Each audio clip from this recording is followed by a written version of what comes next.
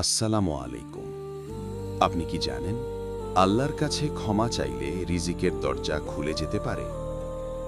পবিত্র কোরআনে আল্লাহ তাআলা বলেন, সূরা নূহ আয়াত 10 থেকে 12, ফাকুলতু ইস্তাগফিরু রাব্বাকুম ইন্নাহু কানা গাফফারা ইউরসিলিস সামাআ আলাইকুম মিদরারা ওয়া ইউমদিদকুম বিআমওয়ালিন ওয়া বানিন ওয়ায়াজআল লাকুম আনহারা।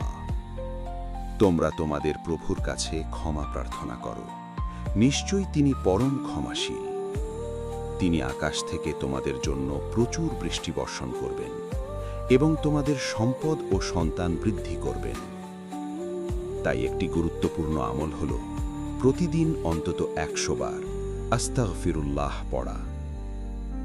আরেকটি গুরুত্বপূর্ণ আমল হল সূরা আল ওয়াকিয়া তেলাওয়াত করা।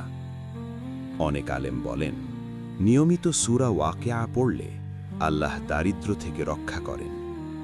তাই প্রতিদিন রাতে ঘুমানোর আগে সূরা ওয়াকিয়া পড়ার চেষ্টা করুন। এছাড়াও রাসূল সাল্লাল্লাহু আলাইহি ওয়াসাল্লাম আমাদের 3টি গুরুত্বপূর্ণ সূরা পড়তে শিখিয়েছেন: সূরা আল ইখলাস, সূরা আল ফালাক, সূরা আন-নাস। এই সূরাগুলো সকাল ও সন্ধ্যায় 3 বার করে পড়লে আল্লাহর হেফাজত ও বরকত পাওয়া যায়।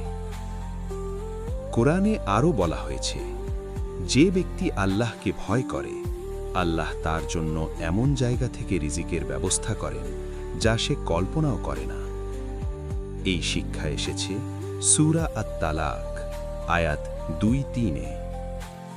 এর অর্থ হল হালাল উপার্জন করা, গুনাহ থেকে দূরে থাকা এবং আল্লাহর উপর ভরসা করা। আরেকটি গুরুত্বপূর্ণ আমল হল দান সদকা করা। রাসূল সাল্লাল্লাহু আলাইহি ওয়াসাল্লাম বলেছেন, দান করলে সম্পদ কমে না, বরং আল্লাহ তা বহুগুণে বাড়িয়ে দেন। তাই চেষ্টা করুন দরিদ্রকে সাহায্য করতে, মসজিদে দান করতে এবং ইয়েতিমদের সহায়তা করতে। মনে রাখবেন, রিজিক শুধু টাকা নয়, স্বাস্থ্য, শান্তি, পরিবার এবং সন্তানেরাও আল্লাহ দেওয়া রিজিক। তাই নিয়মিত ইস্তেগফার করুন, কোরআন তেলাওয়াত করুন, দান সদকা করুন এবং হালাল উপার্জন করুন। তাহলে আল্লাহ তাআলা আপনার জীবনে বরকত দান করবেন। আল্লাহ আমাদের সবাইকে হালাল ও বরকতময় রিজিক দান করুন। আমিন।